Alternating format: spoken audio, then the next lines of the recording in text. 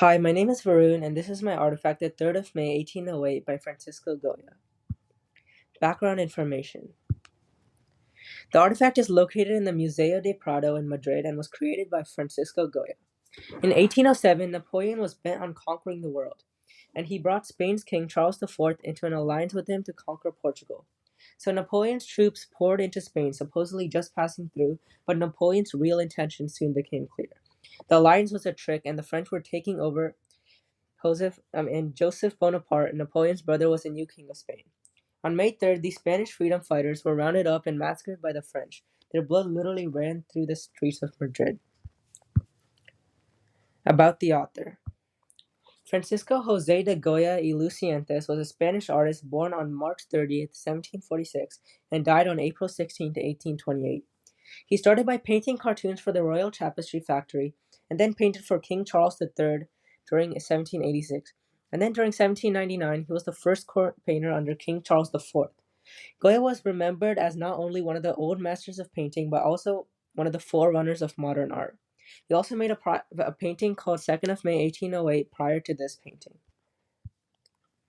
Form.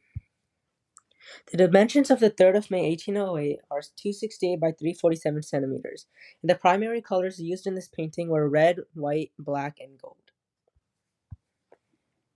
Content. The 3rd of May 1808, Francisco Goya depicts a scene taking place at night. The sky is depicted as a black mass above the massacre below. There appear to be more than 6 men. 6 are clearly visible, but more are seen, standing in an orderly fashion with their backs towards us.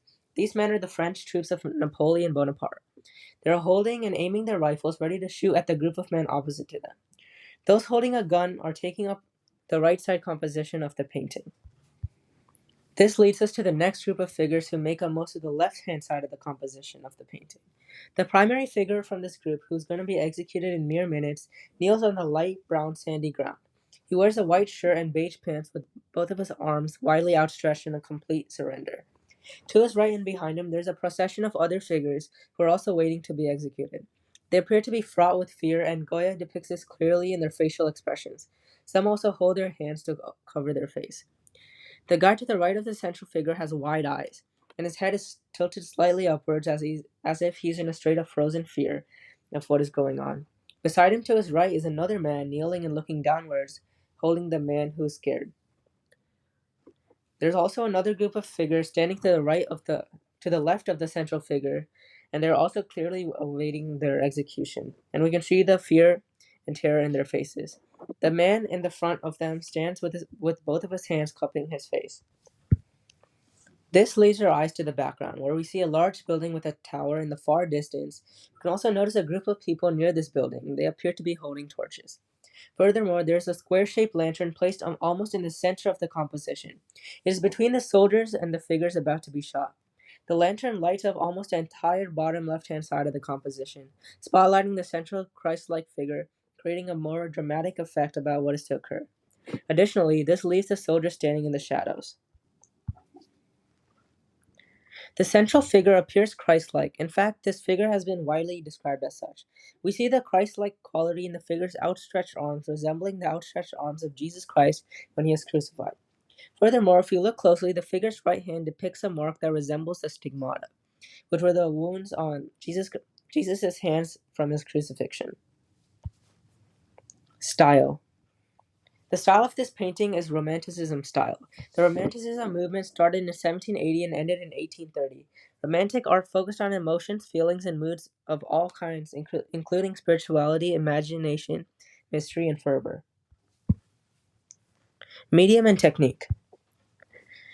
The painting is an oil-on canvas type of painting. Oil-on canvas is a type of paint that dries slowly and consists of pigment particles suspended in oil for drying, mostly like linseed oil.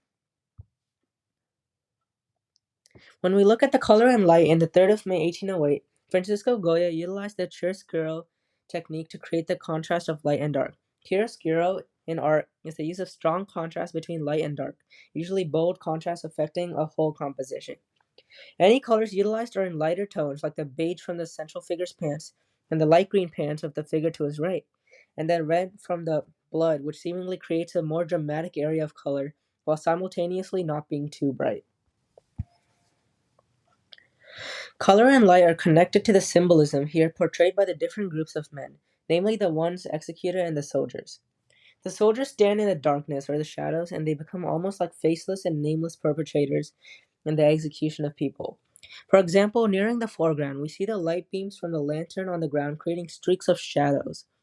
Goya painted these masterfully as it almost appears as if the shadows create a dividing line between the victims and the soldiers. Author's POV.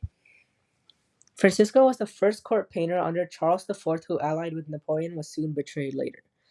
Goya sought to commemorate Spanish resistance to Napoleon's armies during the occupation of 1808 in the Peninsular War.